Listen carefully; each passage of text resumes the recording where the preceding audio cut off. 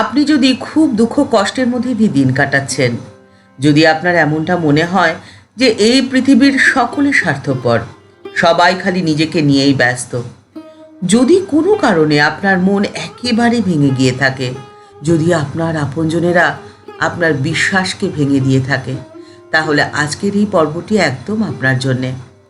আজকের পর্বে জীবনের 3টি সত্য কথা আপনাদের সাথে আলোচনা করে নেব, যে কথাগুলো আপনাকে অন্তর থেকে দৃঢ় করবে, অসময়ে আপনাকে সাহস দেবে, আপনাকে সত্যের মুখোমুখি হতে সাহায্য করবে, আর আপনাকে জীবনের কঠিন সময় শক্ত হতে সাহায্য করবে, জীবনের সত্যিকারের সুখকে উপলব্ধি করতে সাহায্য করবে। তাই ভিডিওটি একদম স্কিপ না করে শেষ পর্যন্ত দেখুন, আশা করি ভালো লাগবে। নমস্কার বন্ধুরা, প্রেরণা বাংলা মোটিভেশন চ্যানেলের আজকের পর্বে সকলের আমন্ত্রণ রইল। ঠাকুর, মা ও স্বামীজির আশীর্বাদ প্রত্যেকের উপরে থাকুক, ঠাকুরের কাছে এই প্রার্থনা করে আজকের পর্ব শুরু করছি। একটি কথা সব সময় মনে রাখবেন, যা হয়েছে তা ভালোর জন্যই হয়েছে, যা হচ্ছে তা ভালোর জন্যই হচ্ছে, আর যা হতে চলেছে বা যা হবে তা ভালোর জন্যই হবে। আপনার দুঃখের সময়, কষ্টের সময় বা অসময় আপনি যদি এই কথাটি শোনেন কারোর মুখে যে যা হয়েছে বা যা হবে বা যা হতে চলেছে সব কিছু ভালোর জন্যে, আপনার স্বাভাবিকভাবেই তার উপরে প্রচণ্ড রাগ হবে। আপনার মনে হবে যে এত কষ্ট বা এত দুঃখের মধ্যে কি ভালো লুকিয়ে রয়েছে। কিন্তু একটু মন দিয়ে যদি আপনি চিন্তা করেন, তাহলে এই প্রশ্নের উত্তর কিন্তু আপনার কাছেই রয়েছে। এই পৃথিবীর প্রত্যেকেই প্রায় মুখোশ পরে রয়েছে। মুখোশধারী মানুষের মুখোশ খুলে যেতে সাহায্য করে আপনার জীবনের অসময়। সুসময় যারা আপনার পাশে ছিল, অসময় কিন্তু আপনি তাদেরকে পাশে কখনো পাবেন না। কারণ যারা সুসময়ের সাথী, তারা দুঃসময় আপনাকে কোনোভাবেই সাথ দেবে না। মানুষের প্রকৃত চেহারা আপনি আপনার দুঃখের দিনেই কিন্তু খুঁজে পাবেন, সুখের দিনে নয়। আপনার জীবনের দুঃখ আপনাকে অন্তর থেকে সাহসী করবে। আপনার জীবনের দুঃখই কিন্তু আপনাকে সাহসী করে। সেই দুঃখের সময় থেকে পেরিয়ে আসার জন্যে নতুন পথ আবিষ্কার করতে আপনাকে অনুপ্রেরণা দেয়। আপনার জীবনের দুঃখই আপনাকে অন্তর থেকে শুদ্ধ করে। দুঃখের আগুনে না পড়লে তো আপনি কোনোভাবেই জীবনের সত্যতাকে উপলব্ধি করতে পারবেনই না। জীবনের সত্যতাকে আপনি তখনই উপলব্ধি করতে পারবেন যখন আপনি সম্পূর্ণ একা। আর দুঃখের সময় মানুষ একেবারে একা হয়ে যায়। সুখের সময় তো তাকে ঘিরে মানুষের অভাব থাকে না, আর দুঃখের দিনে সে যে একেবারে একা। আর তখনই তো ঈশ্বরের স্পর্শ অনুভব করে সে। ঠাকুর শ্রী রামকৃষ্ণ পরমহংসদেব বলছেন, ঈশ্বরের স্বভাবই তো বালকের মতো। ছোট ছেলে যেমন খেলা ঘর করে, একবার গড়ে একবার ভাঙে, ঈশ্বরও তেমনি সৃষ্টি স্থিতি প্রলয় করছেন। ছোট ছেলে যেমন কোনো গুণের বশ নয়, ঈশ্বরও তেমনি 3 গুণের অতীত। ঠাকুর বলছেন যে ঈশ্বর কেমনতর জানো না, যেন কোনো ছেলে হোঁচড়ে রত্ন নিয়ে রাস্তার ধারে বসে রয়েছে। কত লোক যাচ্ছে রাস্তা দিয়ে, অনেকে তার কাছে সেই রত্ন চাইছে, কিন্তু সে কাপড়ে হাত চেপে মুখ ফিরিয়ে নিয়ে বলছে, না তো, আমি দেব না। আবার যে হয়তো চায়নি, চলে যাচ্ছে আপন মনে, তারই পিছু পিছু ছুটে গিয়ে তাকে সে নিজে দিয়ে আসছে। ঠাকুর বলছেন যে ঈশ্বরের সেই রত্ন পেতে গেলে বালক স্বভাব হতে হয়, সহজ সরল, একেবারে কোনো প্যাঁচঘোষ থাকবে না।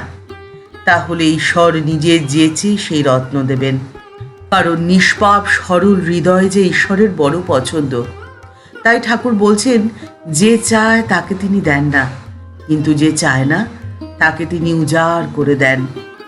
মা সন্তানকে খুব তেতো ওষুধ জোর করে খাইয়ে দেয়, তাতে সন্তানের কিন্তু ভালোই হয়, তার শরীরের সমস্ত রোগ জ্বালা সেরে যায়। যদিও সেই ওষুধ খাওয়ার সময় সন্তান ভীষণ আপত্তি করে, চিৎকার চেঁচামেচি করে, কান্নাকাটি করে, কিন্তু মা তো সেই কথা শোনেন না। সন্তানের মঙ্গলের জন্যে জোর করে সেই তেতো ওষুধই খাইয়ে দেন। মানুষের জীবনের দুঃখ অনেকটা সেই তেতো ওষুধ খাওয়ানোর মতোই। চিৎকার চেঁচামেচি যতই করো না কেন, আখের লাভ তারই। দ্বিতীয়, জীবনের এই সত্যটিকে সব সময় মেনে চলা উচিত। ক্ষমা করা ভালো, কিন্তু বারবার ক্ষমা কখনো করা উচিত নয়। আচ্ছা, মহাভারতের যুদ্ধ কেন হয়েছিল বলুন তো?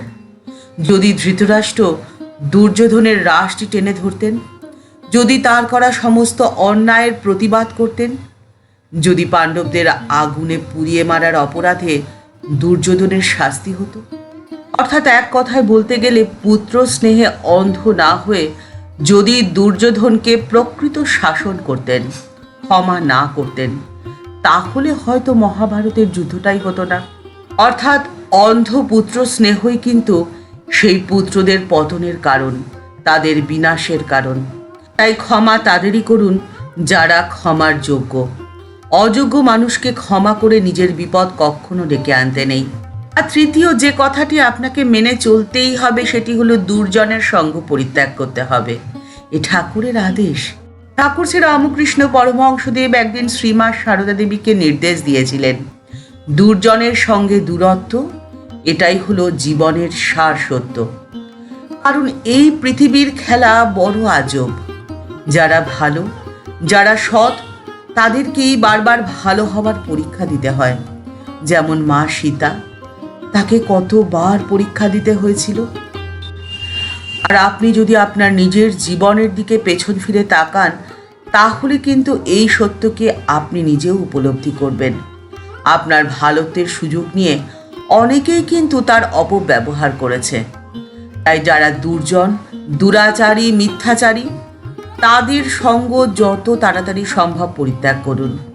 কারণ দুর্জনেরা সহজে সুজন হয়ে ওঠে না। তাই দুর্জনের, মিথ্যাচারীর সঙ্গকে পরিত্যাগ করে আপনাকে শুদ্ধ হতে হবে। হোক সে দুঃখের আগুন, ভয় কি? স্বামী বিবেকানন্দ বলছেন, শ্রীরামকৃষ্ণ ভারতবর্ষের ধর্ম চিন্তার সাকার বিগ্রহ স্বরূপ। যে তাকে নমস্কার করবে, সে সেই মুহূর্তে সোনা হয়ে যাবে। স্বামীজি বলছেন, যার শক্তিতে আমরা এবং সমুদয় জগৎ কৃতার্থ, সেই শিব স্বরূপ স্বাধীন ঈশ্বর শ্রীরামকৃষ্ণকে আমি সদা বন্দনা করি। ঠাকুরকে সদা বন্দনা করে আপনার জীবনকে আপনি পরিপূর্ণ করে তুলতে পারেন। সেই সুযোগ রয়েছে আপনার কাছেই, শুধুমাত্র তার সদ্ব্যবহার করতে হবে আপনাকে। তাহলেই দেখবেন সমস্ত দুঃখের পারে আপনি নিজেকে নিয়ে যেতে পেরেছেন, জীবনে সত্যিকারের আনন্দকে উপলব্ধি করতে পেরেছেন।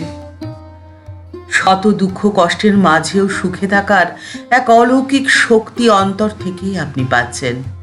আর সেই শক্তি ঠাকুরই আপনার মধ্যে সঞ্চারিত করবেন। এই বিশ্বাসকে দৃঢ় রেখে আজকের পর্ব এই পর্যন্তই। দেখা হচ্ছে পরের পর্বে। পর্বটি যদি ভালো লাগে, যদি উপযোগী মনে হয়, লাইক বাটনটি প্রেস করে দেবেন। আপনাদের করা একটি সুচিন্তিত মতামত আমাদের পরবর্তী ভিডিও বানাতে অনেকটা অনুপ্রাণিত করে। আর এই চ্যানেলটিতে আপনি যদি নতুন এসে থাকেন, চ্যানেলটিকে অবশ্যই সাবস্ক্রাইব করে নেবেন। আর যদি ইতিমধ্যেই এই পরিবারের সদস্য হয়ে গিয়ে থাকেন, তাহলে আপনাকে জানাই অসংখ্য ধন্যবাদ, প্রণাম, ভালোবাসা। পরের পর্বে দেখা হচ্ছে। ভালো থাকবেন, সুস্থ থাকবেন। নমস্কার।